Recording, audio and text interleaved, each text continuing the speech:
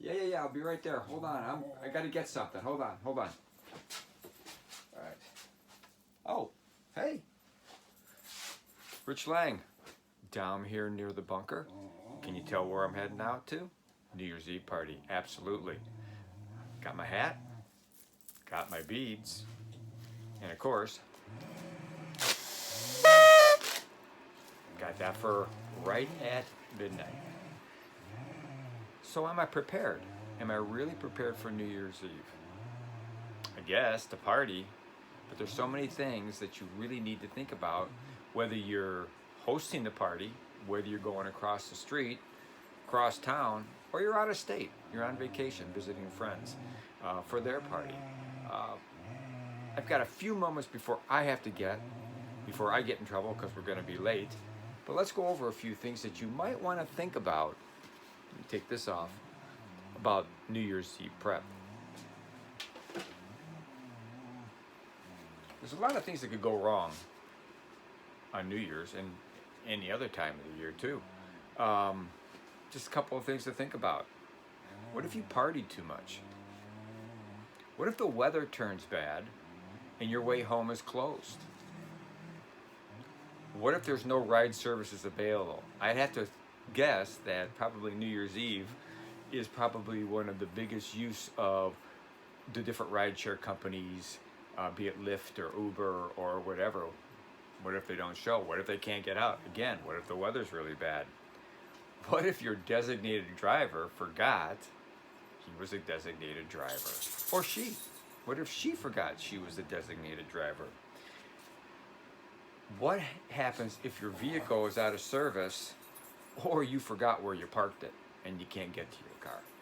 What are you going to do? Well, I've got a few things we can go over, just some ideas to be prepared. As always, you want to make sure that your car, no matter if you're taking it across town or out of state, is ready. You need to make sure, number one, you've got a full tank of gas. You want to make sure that you can always get back from where you went, or if you get stranded somewhere, that you have enough fuel to run your vehicle every once in a while to keep it heated until help arrives. Again, it's wintertime in most places, although this year doesn't seem so bad for snow, but you always want to make sure that in the back of your car you have your vehicle emergency kit, shovel, boots, because let's face it, we're not wearing boots to the different parties that we're going to. We're wearing nice shoes. Ladies, you're wearing beautiful heels, and you're gonna want to put something on if you got to trudge around in the snow. A winter coat. I'm going out like this. I don't want to worry about a coat.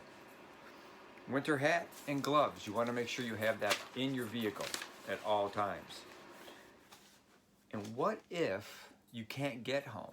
What if you're at a friend's house across town, or 50 miles away, and you're just going to drive back and you got to stay there, and this is all you got?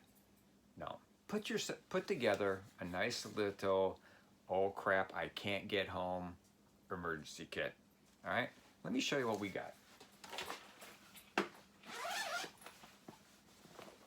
You always want to make sure you've got something to sleep in.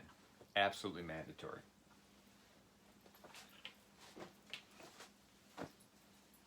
Comfy clothes for the next day to put on.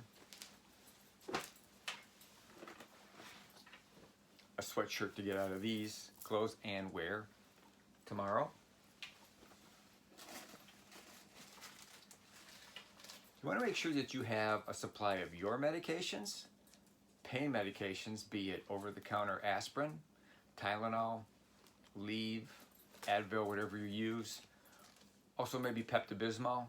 This way you don't have to ask your hosts if they have any.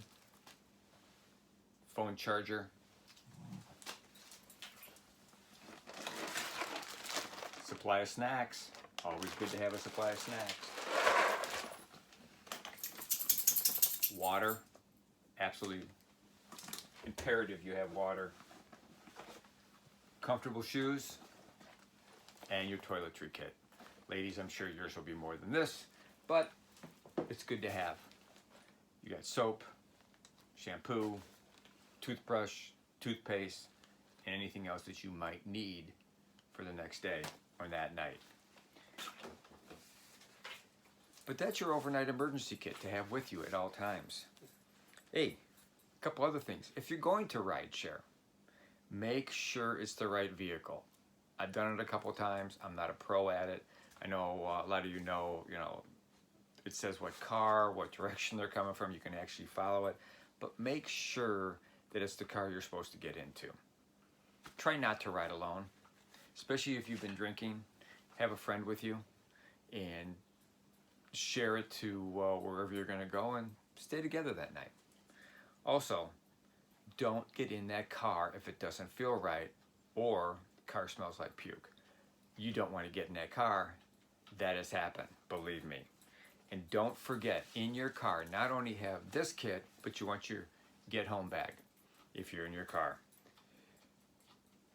And guys and gals, remember the rules about carrying. If you're going to be drinking, going to establishments that sell at least 50% of their profits come from alcohol, we're talking the state of Illinois now, do not carry. But you can carry some other non-lethal form of protection. And you guys all know, and gals all know what that could be.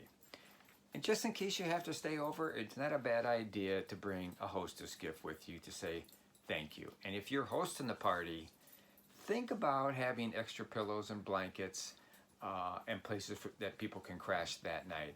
And you might want to, when you go out shopping for the food that night, have some extra food for the morning. Bacon, eggs, toast, and stuff like that.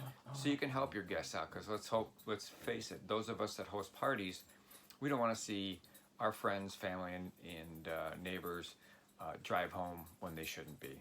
And put their life at risk and other people's lives at risk. But if you're not going to have this stuff, at the very least, carry a few aspirin with you. Bandaids. Why Bandaids? If you're wearing brand new shoes and you're dancing or you're walking long distances, who hasn't gotten a blister halfway through the night? And a Band-Aid, a couple Band-Aids in your pocket's really not a bad idea. Remember, this is all about prepping and preparing you. If you're away and out of town or far away, a piece of paper, because your driver's license isn't going to help the authorities figure out who you are. A piece of paper that says where you're staying and a phone number where others can be contacted in case you get hurt, injured, lost, or you're just too wasted to tell the authorities who you are and where you belong, because you don't want to end up in jail overnight.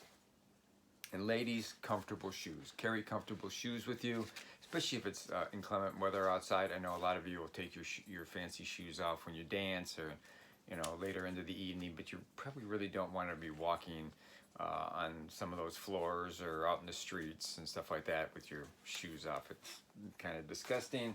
And always carry the little 5 things that I should always carry with me, or carry with you. Have those with you at all times. Party reminders. This is even before you get started. Drink plenty of water. Not only before you start drinking, but during and after. And no, ice does not count. All right? Ice does not count as water. It dilutes the alcohol. It also fills you up. And if you're thirsty, a lot of people go to alcohol right off the bat, and you'll drink way too much that way. All right? Eat something before you start drinking and throughout the night.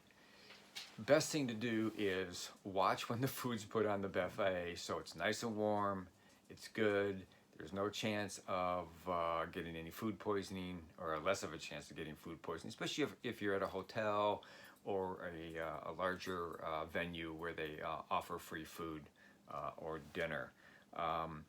Also, dance. Nothing is better than burning off alcohol than activity. Get out there and dance. Dance with your wife, your girlfriend, or both. I don't, if they know each other. If not, well, that's on you. But the number one thing is have fun. Enjoy. Have fun responsibly. A lot of people call this amateur night. That's why we really don't stay out that late. We go out, have some fun, and get back. And one last thing, if you are staying in a hotel, if you're out of town, please make sure, and this is from the fireman and me, that you have a roll of duct tape in your suitcase and something like a large, brightly colored towel, and what's that for?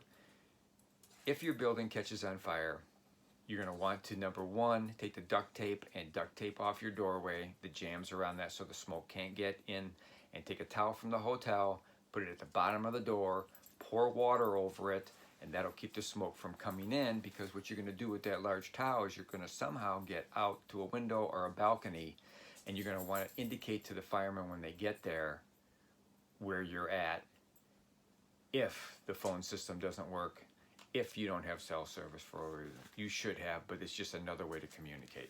So that's about it. I've got to get going. I already lost my hat. There's my hat. So please, have fun this New Year's Eve. Enjoy. Spend a lot of fun time with friends and neighbors and family. So I hope you have a good time, and I hope you enjoyed this video. I hope this piques some of your minds, and maybe you want to carry some of this stuff. Maybe not, but it's just something to think about. Anywhere from what you should have with you, what you should carry, ride sharing, to drinking responsibly and making sure that you don't become too inebriated. So, like we always say, also be aware of your surroundings, no matter where you're at, and prep like your life depends on it, because it really does. And you know, this is considered prep too. So I'll find the clicker to turn this video off.